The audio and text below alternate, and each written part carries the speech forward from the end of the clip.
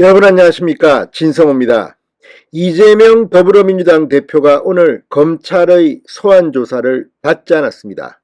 검찰에 불출석했습니다. 왜 그랬을까요? 만약 지금 검찰이 수사하고 있는 이재명 대표의 선거법 위반 의혹이 아무 의미 없다, 그렇다면 아마 당당히 나가서 조사받는 것도 방법일 겁니다.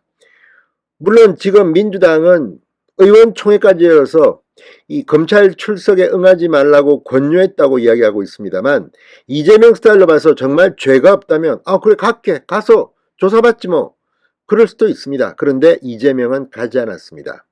자, 이재명 의원의 핸드폰에 포착된 문자 메시지, 김현지 보좌관이 보낸 그 문자 메시지를 보면 대장동, 백현동 관련한 허위사실 유포 의혹, 그리고 또 하나는 김문기입니다. 김문기 전 처장을 몰랐다는 발언이 허위사실, 그러니까 선거법 위반 혐의가 있다는 겁니다. 자, 그런데 뭐 다른 거는 다, 백현동 같은 경우는 누가 봐도 박근혜 정부의 국토부가 협박했다고 하는데 행정문서를 보면 협박이 아닙니다. 성남시가 알아서 판단하라는 협조 공문이었습니다. 그래서 허위사실로 보입니다. 뭐 판단은 법원이 최종적으로 하겠지만 누가 봐도 문제가 있어 보입니다. 대장동 의혹도 마찬가지입니다. 그런데 김문기, 이 극단적 선택을 해서 숨진 것으로 보이는 김문기 전 성남도시개발공사 처장의 이 경우 이재명 대표가 몰랐다는 게 정말 그렇게 심각한 것일까요? 그런데 놀랄만한 일이 벌어지고 있습니다. 자, 이것도 상당히 중요할 것 같습니다. 방금 전 JTBC가 이재명 대표의 과거 성남시장, 경기도지사 때 언론 공보 업무를 담당한 A씨의 사무실을 압수수색했다고 합니다. 왜 이 사무실을 압수수색했을까요? 자, 이재명 대표는 과거 경기도지사직이 날아갈 뻔한 적이 있습니다. 2심에서 당선 무효형을 선고받았지만 대법원에서 기사회생했습니다.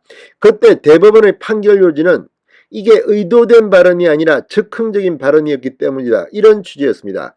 물론 이 대법원 판결도 이재명을 봐주기 위해서 너무 무리하게 엮었다는 비판도 받았습니다.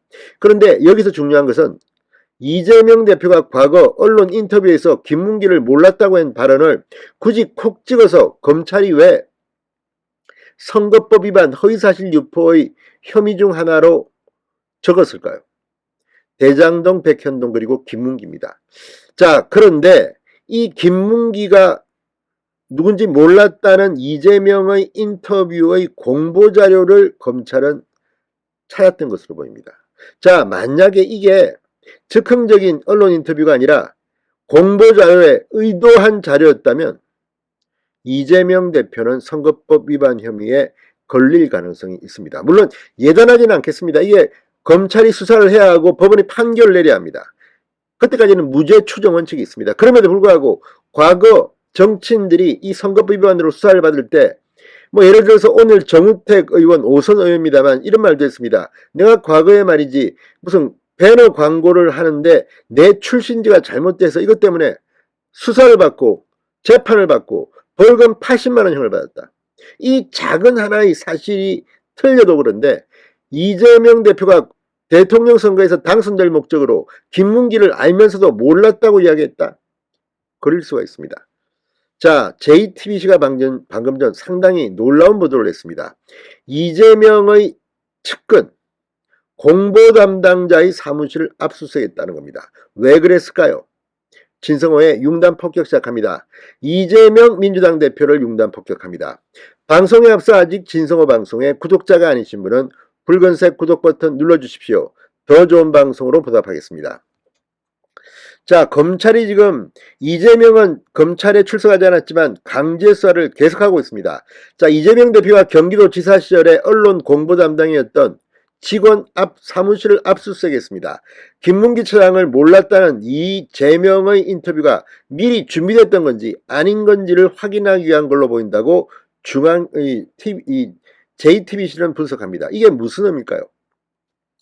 자, 검찰의 압수수색 대상은 경기도청에 근무하는 A씨인데 이 A씨의 근무 이력을 보면 이재명 민주당 대표의 측근으로 볼 수 있다고 JTBC는 분석합니다.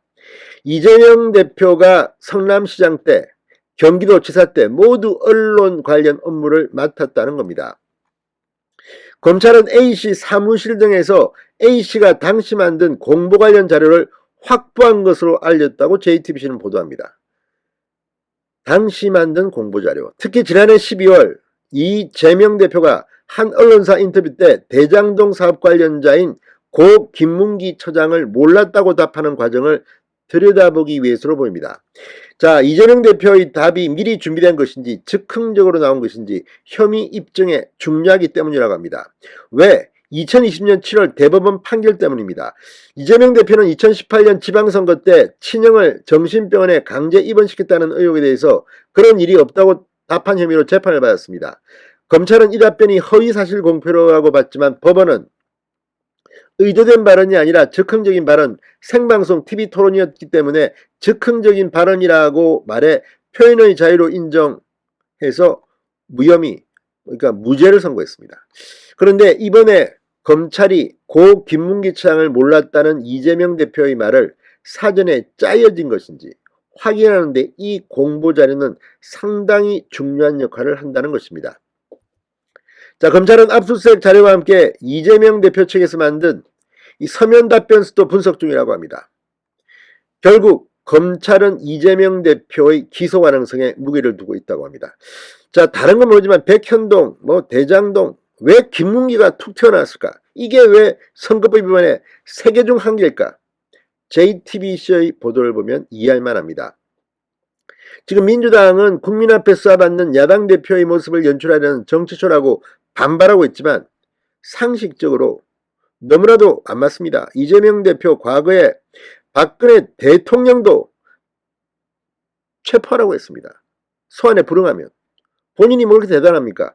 자, 어쨌든 지금 진행되는 정황을 보면 이재명 대표 선거법 위반에 대한 가능성이 점점 높아 보이는 것 아닌가, 이런 생각이 듭니다. 진성호의 융단 폭격이었습니다. 여러분 감사합니다.